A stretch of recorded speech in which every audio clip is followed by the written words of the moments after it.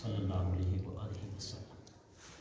कौन कौन लोग अपने बराबर के और अपने मेल के हैं और कौन कौन बराबर के नहीं हैं। यानी कि इससे ये मुराद है कि कौन कौन लोग अपने नसब में असब में कौन कौन बराबर है, कौन कौन बराबर नहीं है।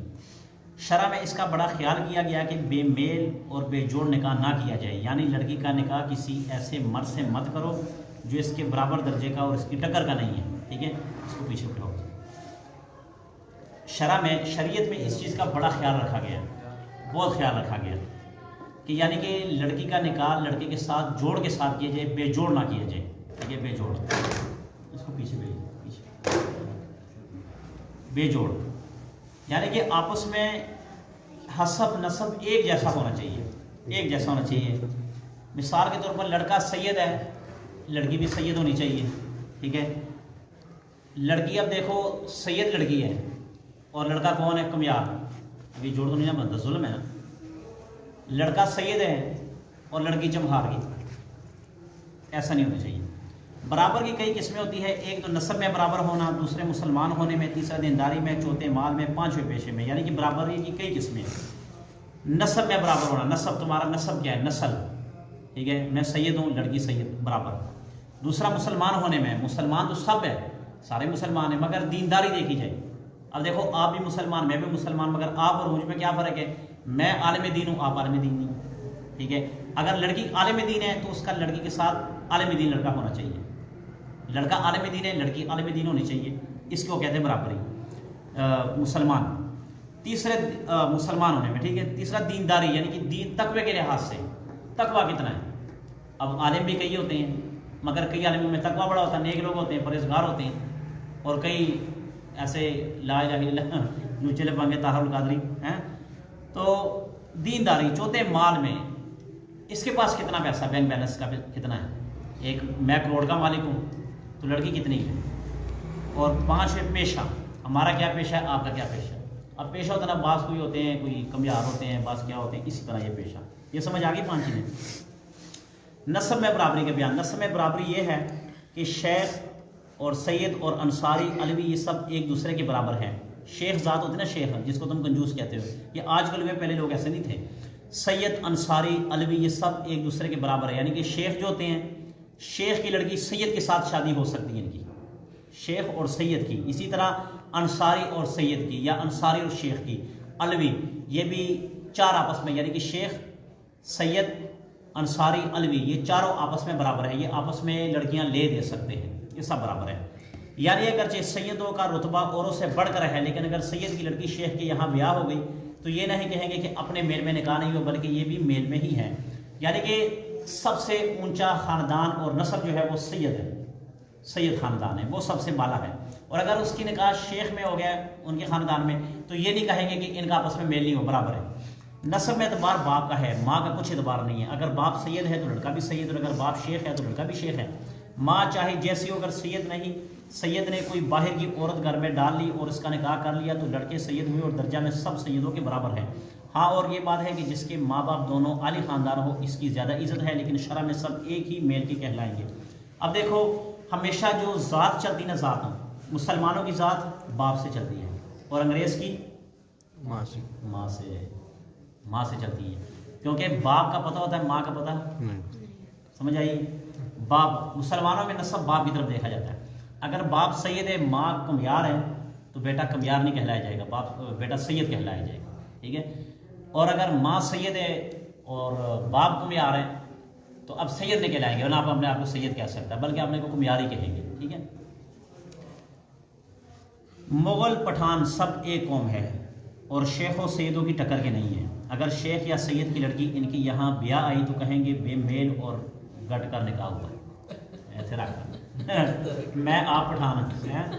मुगल और पठान एक कौम है, वो शेखों के और सैयदों के, अलवी और अंसारी इनके टक्कर के नहीं है। अगर पठानों के हाथ सैयदों की लड़की आ गई तो समझे कि जुल्म हुआ है, जुल्म हुआ। क्योंकि पठान क्या है, पठान एक कुव्वत के लिहाज से मशहूर है, वादे के लिहाज से मशहूर है, मेहमान नवाजी के लिहाज से मशहूर है, दीनदारी में मशहूर है, मगर नस्ब के लिहाज से नहीं है। मुसलमान होने में बराबरी के बयान। मुसलमान होने में बराबरी के अतबार फ़कत मुग़ल, पठान वगैरह और कौमों में है। शेखों, सईदों, अलवी और अंसारियों में इसका कुछ एतबार नहीं। जो शख्स खुद मुसलमान होकर इसका बाप काफिर था वो शख्स इस औरत के बराबर का नहीं जो खुद भी मुसलमान है और इसका बाप भी मुसलमान था, और जो शख्स खुद मुसलमान है और इसका बाप भी मुसलमान है लेकिन इसका दादा मुसलमान नहीं, वो उस औरत के बराबर का नहीं जिसका दादा भी मुसलमान है। अब देखें, मुसलमान होने में बराबरी के एतबार फ़कत मुग़ल, पठान वगैरह कौमों में है, ये कौमों में है। बाकी अगर एक लड़की आपसे शादी करती है और उसका बाप मुसलमान, उसका दादा मुसलमान, उसका परदादा मुसलमान, और आपका सिर्फ बाप मुसलमान है, दादा परदादा मुसलमान नहीं है, तो फिर वो लड़की आपकी टक्कर की नहीं है, आप उससे कमज़ोर है, वो लड़की आला और बढ़तर है। और अगर आप भी यहाँ से फुलबटा फूल हैं, वो भी फुलबटा फूल हैं, तो फिर अल्लाह, फिर नूर है, फिर सब बराबर है। ठीक है, जिसके बाप दादा दोनों मुसलमान हो लेकिन परदादा मुसलमान ना हो तो वो शख्स उस औरत के बराबर समझा जाएगा जिसकी कई पुश्ते मुसलमान हो। खुलासा यह है कि दादा तक मुसलमान होने का बराबरी के अतबार है, इसके बाद परदादा और नगर दादा में बराबरी ज़रूरी नहीं है। यानी कि बाप दादा तक नस्ब हमेशा बाप दादा तक चलता है। अब मुझे ये बताओ, मुझे तो याद है, वालिद का नाम याद है, मेरे वालिद का नाम मोहम्मद इस्लाम, और मेरे दादा का नाम है अब्दुर्रहमान खान है, मुझे परदादे का नाम है, और आपको भी ऐसा है, शायद ऐसा ही है ना। यानी कि दादा तक का नाम याद होता है, परदादा का नाम याद होता है। तो इसमें जो एतबार है ना वो है परदादा तक, यानी कि दादा तक है। बस जो बंदा दादा उसका मुसलमान हो, उसका बाप मुसलमान हो, कि लड़की उसका पीछे पूरा लड़ी सारा मुसलमान है, तो ये लड़का उसके बराबर का है।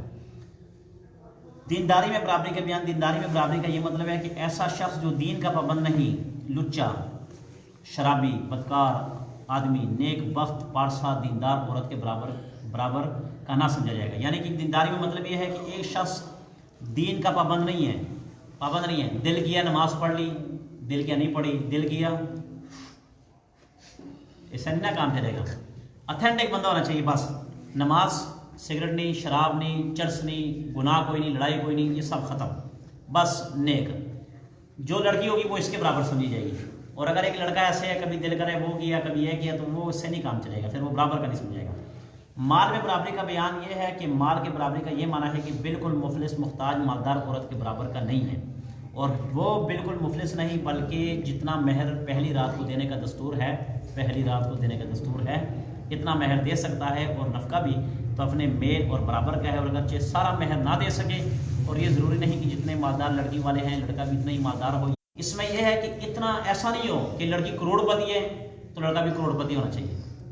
ठीक है, ऐसा नहीं है, बल्कि ये देखा जाएगा कि बिल्कुल ही गया गुजरा तो नहीं है कि जो सालन भी दूसरे से भी लेकर मांगते हैं, ऐसा नहीं होना चाहिए। और अगर बिल्कुल मुफलिस, हाँ, एक लड़का ऐसा है कि पहली रात का जो हक महर उस पर मुकर्रर है वो दे सकता है, महर 5,000 उसने मुकर्रर किया, 5,000 दे सकता है, 10 लाख उसने मुकर्रर किया, 10 लाख दे सकता है, तो बराबर का हक महर देना चाहिए। आजकल तो ऐसे लूचे पंगे आ गए, लोग बैठे होने कहा जब होता है ना तो अक्सर होता है, कहता है कितना जितना मर्जी लिख दो, देना तेरे बाप ने, जितना मर्जी लिख दो, कह देते ना वो, यार जितना से क्या मुराद है भाई, हक मैं तो जहाँ भी निकाह नहीं जाता हूँ, मेरे को ये कहता हूँ भाई उतना महर बता रही तो लड़की को दे सकता है, और मैं कोशिश करता हूँ कि नगद दिलवाऊँ, नगद उधार वाला काम नहीं है, लड़की नगद दे और हक में उधार कानून होना चाहिए। मैं तो कहता हूँ ऐसा कानून भाई, जब तक हक मेरा अदा नहीं करेगा लड़की नहीं आएगी, ये लड़की का हक होता है हक मेरा अदा करना। बाद में लूचे पंगे बीवी को देकर बात मांग लेते, माफ़ कर दो, हाँ, लड़की अपनी दिली रजामंदी से माफ़ कर दे वो अलग बात है, मगर तुम नहीं है माफ़ कर दो, ऐसा नहीं होता। जो लड़की कह दे हाँ बस मैं माफ़ है बस ठीक। अब हमने जब मेरी शादी थी 1 तोला सोना और कुछ उस घर में पता नहीं आधा मरला के मरला था, तो उसका नाम करवाया था ना, तो अभी कुछ पैसों की ज़रूरत थी जब बाद में, तो बीवी ने कहा जी मेरा जेवर भेज दे। मैंने कहा नहीं, ये तेरा हक है और ये तेरा हक मेरा में, तो ये तेरा हक है। कहते नहीं, इस हक को छोड़ें, आप इसको बेचें, जो मर्जी इस्तेमाल करें, माफ़ है। अब ये जायज़ है, ठीक है, ये ज़बरदस्ती नहीं करवाना, ज़बरदस्ती वाला काम नहीं, अपने मोहब्बत के साथ कह दें कि माफ़ है तो ज़रूर माफ़ है। पेशे में बराबरी ये है कि जोलाहे दर्जियों के मेल जोड़ के नहीं है। हेलो, दर्जी आ गए वैसे। पेशा में बराबरी ये है कि जोलाहे, जोला सुना, जोलाहे जोला देते अरे वो जोला देते जोला तो फिर दर्जी का ये मतलब कोई दर्द देते हैं। जुलाहे होते हैं, कौम होती है, ठीक है, जिनको आजकल जिसको कहते हैं पचैते, ठीक है, ये जुलाहे दर्जियों के मेल और जोड़ के नहीं है। इस तरह नाई धोबी वगैरह भी दर्जी के बराबर के नहीं है, जादू कह दो, इस तरह नाई धोबी वगैरह भी दर्जी के बराबर के नहीं है। दीवाना पागल आदमी होशियार समझदार औरत के मेल का नहीं है। दीवाना पागल, ठीक है, और होशियार समझदार औरत के मेल। एक आदमी दीवाना पागल है उसके मेल का नहीं है। एक लड़का है, उसने अपनी बीवी को तलाक दे दी थी ना, तो जब तलाक दे दी तो उसने कहा जी अब हलाला करवाना, हलाला भी तो करवाना होता ना, तो कहता है हलाला करवाना। मैंने कहा ये हलाला जब तक नहीं करवाएगा तेरी बीवी तुझ पे हलाल नहीं होगी। कहता उस्ताद जी मैंने तबार वाला बंदा कोई नहीं, तुसी मेरी बीवी ने हलाला तुसी आप कर तुसी आप भी हलाला कर दो, मैनू ਤੁਹਾਡੇ ਤੇ ਤਬਾਰ ਹੈ, ਤੁਹਾਡੇ ਤਬਾਰ ਹੈ। मैं वेखा मैं क्या बला मैं मुश्किल तो मेरे गल पाती जो बोले हुए मुंडा बोले तो मैं जा कि मगरों ले जा परा दूर, तो मैं जा किसी और। उस वक्त मेरी शादी भी नहीं हुई थी, ठीक है, शादी नहीं हुई थी मेरी। मुझे कहते शादी तुम निकाह कर लो, 4-5 जिन्हें तुम रखना रख लो, और तलाक दे के मैं शादी कर लूँगा, अल्लाह खैर सलाम। मैं क्या मैं नहीं करता। फिर उसने क्या कहा पता, उसका एक भाई है वो पागल है, कहते उस्ताद जी इतना कर दो।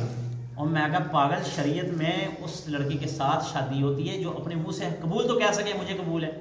अब वो कबूल उसको कबूल पीछे तू कहेगा कबूल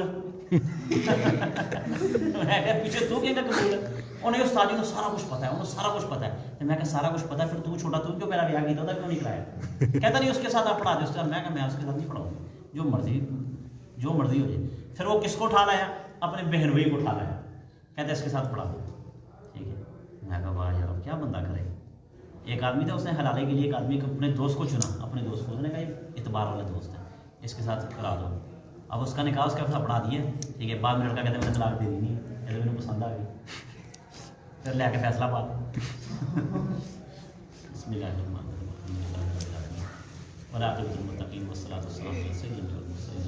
जो कुछ खास पर अमल करने की खसूसन बिलखसूस दुआ किया करें अल्लाह ताला हमारी ईमानों की हिफाजत फरमाए, हमारी नज़रों की हिफाजत फरमाए। क्योंकि जो ये जो मौजूदा फितने चल रहे हैं ना, इसमें ईमान कमज़ोर होते जा रहे हैं। तो अल्लाह ताला से ये दुआ किया करें अल्लाह हमारे ईमान को मजबूत और बरकरार रखें। और मुल्क के लिए दुआएं किया करें, क्योंकि हमारे मुल्क के पीछे बड़ी साजिश हो रही है। अमेरिका की क्या साजिश, इंडिया की क्या साजिश, इसराइल की क्या, यानी कि हर तरफ से हमारे एक मुल्क पाकिस्तान है जिसके पीछे सारे पड़े हुए। ये ज़रूर दुआ किया करें कि अल्लाह ताला मुल्क पाकिस्तान की हिफाजत फरमाए। क्योंकि आज जो हम आज़ाद फिर रहे हैं, दीन का काम कर रहे हैं, अगर मुल्क ना हो आज़ाद, मुल्क आज़ाद ना हो तो फिर ये आज़ादी हमें नहीं मिल सकती है। क्योंकि आज़ादी 1000 गुना नेमतों से बेहतर चीज़ है। आज़ादी जो होती है ना वो 1000 गुना नेमतों से बेहतर चीज़ आज़ादी होती है। अल्लाह ताला मुल्क पाकिस्तान की हिफाजत फरमाए, उसकी सरहदों की हिफाजत।